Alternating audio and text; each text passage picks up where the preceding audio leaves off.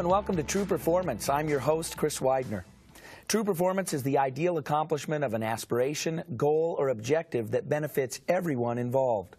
Here with me today is the founder and creator of True Performance, Zig Ziglar. Zig, welcome. Thank you. It's good to be here. Yeah, it's lots of fun, isn't it? It sure is. Absolutely. Good. Hey, let's talk about goals today as it relates to true performance. You know, goals is something that everybody talks about, and yet so very few people actually set them. Why is it that we talk so much about goals, but we tend to be goalless? Well, I think basically it's because of the way we've been raised and have not been taught. In other words, it's not generally taught in the educational institutions, and therefore people don't really relate to it as something they need to do. And yet it's ridiculous because, you know, if you're going to build a doghouse, you got to have a plan. If you're going to take a vacation, and more people spend more time planning a vacation than they do planning their life, which is a little ridiculous. Yeah. But there's some reasons why people do not set goals. One reason could well be that their image is such, their self-concept, that they don't really think they could accomplish it anyhow, so why waste my time? Another reason they might have is they fear ridicule. If somebody else says, well, is that your goal? You know you'll never make it. A third reason could be is the fact that they've never had any exposure to anybody who had any goals. Fourth one, of course, could be that they've never been taught how do you do it. Yeah. So, yes, there are some legitimate reasons, but I think the image and not having been taught is primarily the thing that will prevent people from really having a goals program. They catch it sometimes by people around them who do have those goals, and they start talking about them. But there's a process you can follow to set those goals. And most people know what they really do want. I've asked this question on every continent in the world: what is it you want out of life? And these things keep coming up. I want to be happy and healthy, at least reasonably prosperous and secure. Want to have friends and peace of mind and good family relationships, and the hope that the future is going to be even better. Now, if that's what people want, and our research clearly shows that is what they want, what you do is you put your thinking cap on. Now, how can I be happy? A lot of people say, well, you can't set a goal to be happy. Well, let me correct that impression just a little bit. Yeah. Do you believe that you can do anything about your health? Well, of course I do. I can take care of it. Well, will that have anything to do with how happy you are? Yeah. Well, do you enjoy making money? Yeah. Well, let me ask you a question. Can you set a goal to make money? Yeah. Well, does your income have anything to do with your happiness? In other words, what I'm getting at is each thing affects your happiness. Sure. And the reality is you can do something about each thing down the line. So what you do is you get that pen and paper out and say, here's what I want out of life. And you make a list of everything you want to be, do, or have. A lot of people say, well, that'll take me 3 days to do that. No, it won't. It'll take less than an hour in most cases. Now, you probably have far too many things on it as a practical matter that you can start working on now. So you take the list again and they say, now, why do I want to have this? Why do I want to be that? Why do I want to do that? And if you cannot answer that question in one straight, simple, short sentence, then you do not have that as a firm wish or desire or goal in your life. Then once you have done that, you reduce that list of things dramatically. Then you choose 3 or 4 of them to start working on immediately. You can't work on everything every day all the time without first getting some training in it and some experience in it. We've developed this little process and have the performance planner that enables you to keep track of everything that you're doing, and that is critically important. And then once you've done that, then you need to ask yourself, now, in order to achieve this goal, I've got to have some help. So who are the people that I can talk with, work with, or follow that will give me some guidance and direction with this? What impact will my mate have on this? What impact will my career, my boss, my manager, my leader have on this? And solicit their help. Now, the interesting thing is most people who, when are asked for help, they're flattered. They want to do it. They'd be glad to help you, and particularly if it's the boss or the manager or the leader. They're delighted to know that they've got somebody working with them who's ambitiously dissatisfied with where they are, and they want to move up the ladder. Sure. These are the kind of people that, you know, they really keep their eyes on, because they're always looking for somebody to move up the ladder of success. Now, in the goal-setting world, once you get started, and one of my favorite examples is, I ask an audience frequently, how many of you consider yourself to be honest and at least reasonably intelligent? Well, every hand's going to go up on that one. How many of you honest, intelligent people, as a general rule, get about twice as much work done on the day before you go on vacation? Yeah. Well, everybody laughs, you know, and they'll live there. And I say, okay, how many of you honest, intelligent people then, as a general rule, the night before, the day before vacation starts, you get your laptop out and say, now, here's some things I just got to do tomorrow. I mean, I got to do this and this and this and this and this. And you make a list of them. Now, that's simple, short-term goal setting right there. And then once you've made that list, then you say, in order to get these done, here is what I've got to start with. And so the first thing you do is you've got the plan. Second thing you do, you, in all probability, show up a few minutes early this time. You immediately get busy on it. You don't say, wonder what I ought to do. You say, hey, I've got a plan, and you get busy on it. And so when you get busy, and the other thing, and here's one of the most fascinating parts of it all, research shows that on a typical workday in the typical corporate world, a minimum of at least an hour a day is wasted in idle chatter, gossip, fiddling around. Now, on the day before vacation, because you've got a plan, when you walk around, and most people will agree that, as a general rule, people with nothing to do want to do it with them. And so instead of letting them kill that minute, just won't take a minute, well, I got to do this first, you know, then they move on. In other words, now, they don't do anything different in their job but except follow the plan. And they avoid those interruptions, because in a typical day, at least an hour is wasted, and most of it not only is not productive, it actually is destructive, because most of the time, or many of the times, they're gossiping, you know, or criticizing or whatever, what's going on. Well, an hour a day is 5 hours a week. That's 250 hours a year. That's 6 weeks of life that is totally wasted, not to be recovered. And I just gave you a half-truth, because you don't talk to yourself during these interludes. You're talking to somebody else. So you double that as a result of that. A lot of time is wasted. I cannot validate this by data, but I'm absolutely convinced that there are many bankruptcies which occur in companies because people don't take the day before vacation attitude approach. Now, since they don't waste that time, what are they doing? They're working more effectively. Now, I'm not talking about running from one task to another. I'm talking about moving with purpose. And when you have that purpose, you just get an awful lot more done.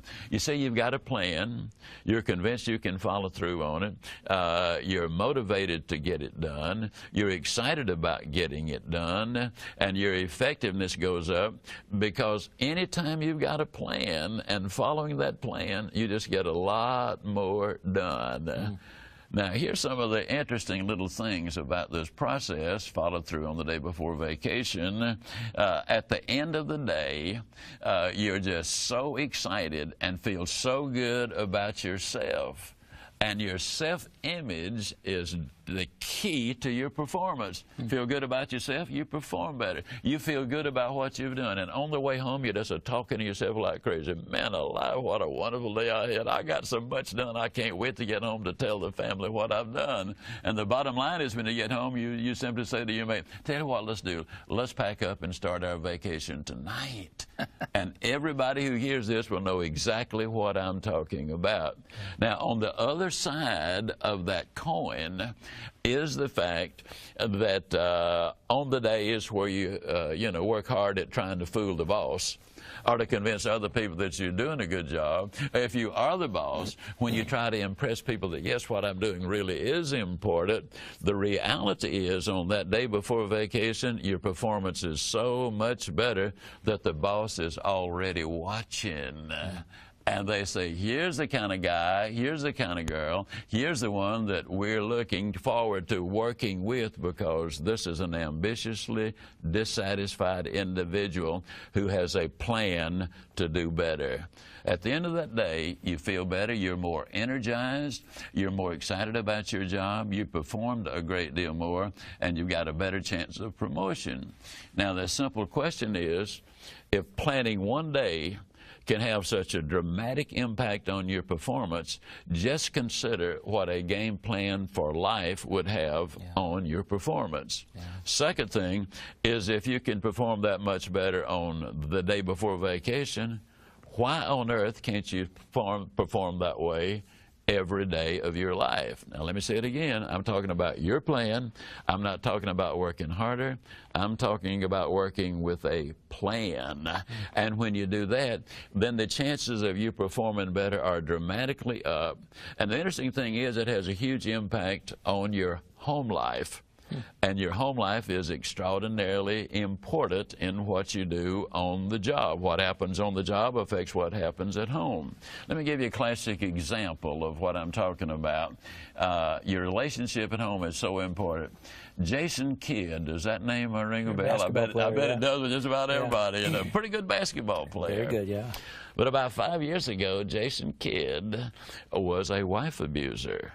He went to counseling, solved the problem. That year, he came within a whisper of being the most valuable player in the National Basketball Association. And the next year, he led his team to the final game of the championship and almost won it, and every year since they've been in it. Now, what changed a good basketball player to a fabulous basketball player, a superb player? It's a little word called genius. Now, genius is simply the ability to focus on the issue at hand. When Jason Kidd is on the basketball court, his entire focus is, how can I lead this team to victory? How can I be a better basketball player? When he gets home, his entire focus is, how can I be a better husband? How can I be a better father? How can I be a better man? And what you focus on, you accomplish dramatically easier and more often and more effectively than if you don't have that focus and attention. This works at home. It works on the job. Whatever your career is, I'm not talking about just athletics by any stretch of the imagination. What you focus on, most of us have several different things we do. For example, I write books and make speeches. I also teach on different subjects. And so when I'm on a subject, I focus on that subject. In this series, if you'll notice, we're focusing on the issue that is at hand, what we're talking about at that point. So the goal setting and the plan to reach those goals is very important. So once you've got the goal set of the things you want to be, do, and have, and are working with the people that can help you achieve that, then you need the more specific plans about how can you do it.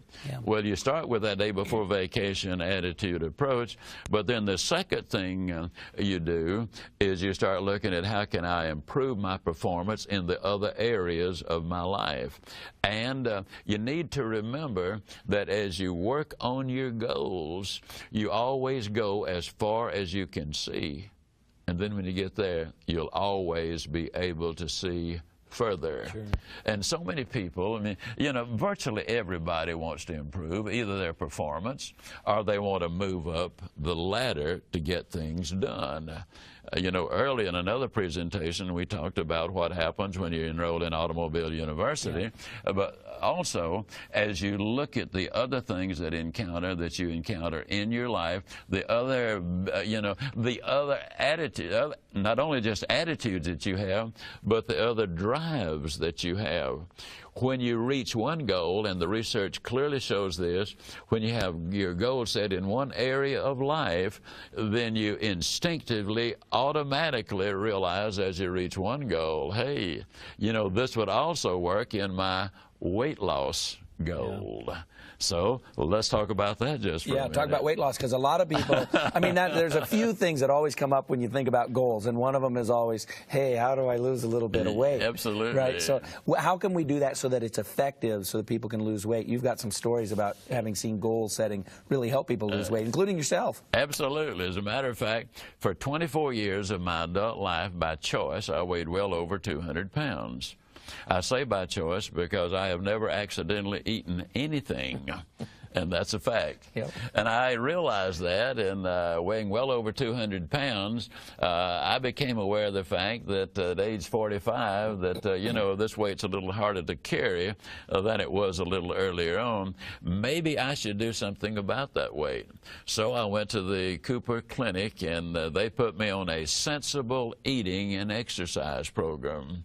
Now, up until then, my idea of exercise simply was to fill the tub, take a bath, pull the plug, and fight the current. I mean, or run to the refrigerator and back. That was basically it. It really was. And I tried every diet known to man. Tried a 30-day diet and lost a month. But I was committed to it, so I dieted religiously. I mean, I quit eating in church. I did the whole 9 yards. And then one day it just hit me. You know, earthquakes and hurricanes get all the publicity, but termites do more damage than both of them put together. Now, termites take little bitty bites, but there are a lot of termites, and they take a lot of bites. You can experience radical growth or radical weight loss in minute steps. I tried all of those diets, and they didn't work. And then I realized what I needed to do was follow what Dr. Cooper had said, get on a regular exercise program and start eating sensibly. So that's exactly what I did. As I kept score, and the way I started it, when I started my exercise program, the first day, I'll never will forget, I got up at 5 o'clock in the morning to go do my running. I ran a block. 1 block, and I'm telling you, at the end of it, I was, you know, but the next day I did better. I ran a block in a mailbox. The next day I ran a block in 2 mailboxes. The next day a block in 3 mailboxes. And I never will forget the first day I ran all the way around the block, and it was a big block. Man alive, I woke the family up and said, guess what Dad has done? One day I ran a mile, then 2 miles, then 3 miles, then 4 miles, then 5 miles, and the weight slowly but surely came along. Now, interestingly enough, I was writing my first book, See You at the Top, at that time. And as I wrote the book, it took me about 10 months to write the book, and it took me 10 months to lose the weight. And when it was all said and done, I realized that I'd lost an average of 1 9/10 ounces a day every day during that 10-month period of time. And kind of as a caveat to all of this, as I was writing the book, before the book was even close to being finished, I wrote that I weighed 165 pounds. And I was ready to send it to the publisher, and did send it to the publisher. But I knew in my own heart and mind that if people bought the book and read the story about how I lost the weight, the first time they saw me there, I was huffing, puffing around at over 200 pounds. They'd say, well, I wonder what else Zig lied about, you know. Sure. So I made the decision. I made the commitment. I'm going to lose this weight. I put it in the book, and making that commitment in writing in the book before I had accomplished it is one of the most important things. See yourself as already being there, because the picture you have in your mind about your accomplishment will be a determining factor in whether or not you will get there or not. The picture in my mind was clear. The weight was going to be gone. On one of my trips to the Cooper Clinic, I did something that was not really nice, but I hadn't read Ann Landers at that point, so I did it. You know, she says you're not supposed to steal magazines from other people. Well, there was a magazine in Dr. Cooper's office, and but that was an old magazine. I want to emphasize that. So I tore out a picture in this magazine. The picture was an advertisement for jockey shorts. And Chris, I don't know if you read the jockey shorts ads or not, but if you do, you'll notice one thing. Number one, they don't put jockey shorts on fat boys. So, so I put that picture of the me, of the fella in the jockey shorts on my bathroom mirror. Every day, I would see it several times. I saw it hundreds of times during the 10-month period. And every time I'd see it, I'd say, that's the way I'm going to look. That's the way I'm going to look. That's the way I'm going to look. Now, I never quite made it there, but I did lose the 37 pounds I needed to lose. And then I realized the same thing that took the weight off will keep it off. And here it is, 5 or 6 years later, or many years later, I'm sorry, and I'm within 5 or 6 pounds of the same weight I was when all of the weight had been gone. Now, why is that so important? One of the things I discovered on the way was that if I virtually eliminated sweets, I could eat anything else I wanted and not gain a single pound. To this day, that's exactly the role I'm following. Now, that doesn't mean I'm totally away from sweets. I still will have an occasional dessert. I used to eat them 2 or 3 times a day, and that's the reason I was carrying all of the weight. Sweets are empty calories, and not only that, but they stimulate more appetite. And so when I stopped that, then that was a big way I was able to keep it on. I keep it off. But now, one of the more important things, too, is this same process I've just described is exactly the same process I used to become a full-time speaker. That had been my dream. I had heard a man named Bob Bale speak, and I'd never seen anybody have so much fun and do so much good. This was 1950. It took me until 1970 to reach the point where I was a full-time speaker. But during those 20 years and all of that time, I was learning things, but I also was seeing things. I had a dream that I had thousands of times, and the dream in my mind was always the same. I was standing in front of huge audiences. They were responding in an unbelievable way. I made the greatest speeches any human being has ever made. I mean, they were absolutely encouraging, fascinating, highly motivated, very enthusiastic, and the audience just sat there utterly astonished that any human being could perform like that. I'm telling you, those performances were absolutely incredible, and every one of them took place in my mind. But until they take place in your mind, they're not going to take place in your life. It took a lot of years. People have frequently asked me, had I gotten discouraged, did I ever think about quitting, you know, and abandoning this goal of being a full-time speaker? The answer is absolutely not. Those with a dream, when they hit the tough spots, those with a dream are the ones far more likely to keep going. Legal immigrants in America are 4 times as likely to become millionaires as are the people who are born here. They leave friends, family, language, culture, climate, just about everything back home. But they bring their dream to America with them. Not only do they have dreams, but the dreams have them. Not only did I have the dream to lose the weight, not only did I have the dream to be the speaker, but that dream had me. In my own mind, I knew that it was going to happen. But when it finally did happen, after all of those years, I got to tell you, the exhilaration was absolutely incredible. How do I keep it going? By doing exactly the same things I did to get there. I still dream about my talks. I still prepare avidly. Even though I've made a talk maybe 100 times, I will spend 5 or 6 hours, even if I did it the day before, going over it, rehearsing it. You see, I think it's arrogant to think that just because you've done something a number of times, you can just pick up the hat and go do it again. When that arrogance enters your life, then things happen. That's when Buster Douglas knocks out Mike Tyson. That's when an expansion team in Houston, Texas beats an established National Football League team from Dallas. You get in trouble when you don't prepare. My fellow speakers frequently say, well, you know, Zig, why do you spend so much time preparing? I always say, because I want to keep going. I'm having more fun today than I've ever had in my life, and a apparently the response is still good and the results are still good, because I keep getting those letters and those accolades, you know, from people that know me and see me. One of the last things I do, for example, Chris, is when I'm doing a public seminar, the last thing I show is my picture. And the picture is of me seated at my desk, and there are 3 huge stacks of letters in front of me, over 5,000 of them, literally from all over the world, 99% of them unsolicited. And they talk about, about people whose lives have been radically changed by following the processes that I'm talking about in this series. In other words, what I'm saying is it really does work.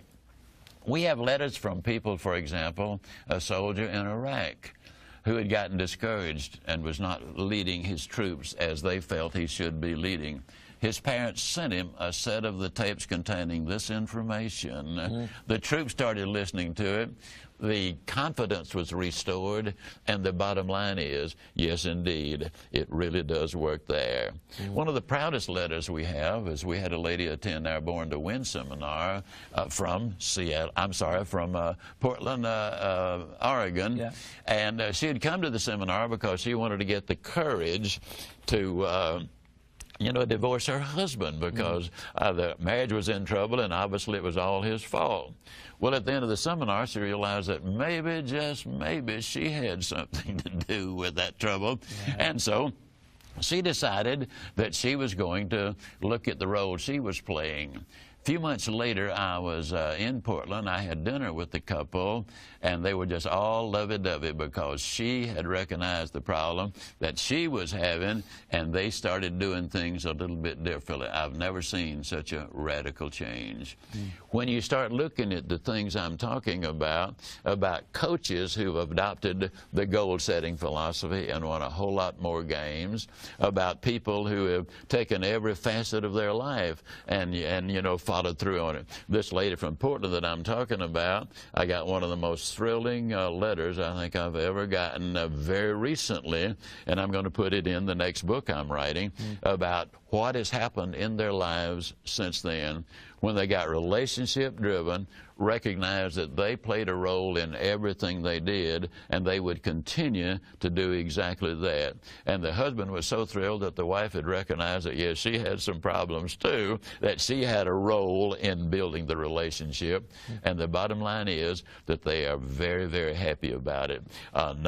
This one is from Seattle, which is your home, you know. One of the ladies, Debbie McComber, who has written books that have sold over 40 million copies, but she had read this, bought this idea of the goals and all a few years ago, as well as the self-image, and the bottom line is the sale of her books went up dramatically, and the things that happened to her have also affected every phase of her life. A few months after all of this, I had the pleasure of having my wife with me. We had dinner with her and her family, and it was a magnificent occasion, and she still is so excited about life. She is still headed for the top, and I believe she's going to get there. Matter of fact, many people would say she's already there. So goals can change your life. You figure out what you want to be, do, and have. You write them down. You keep coming back to them. Awesome stuff, Zig. Thanks a lot for sharing all that with us. That's all the time we have for today. I'd like for you, our audience, to remember that your goals are vital to your personal growth, success, and true performance.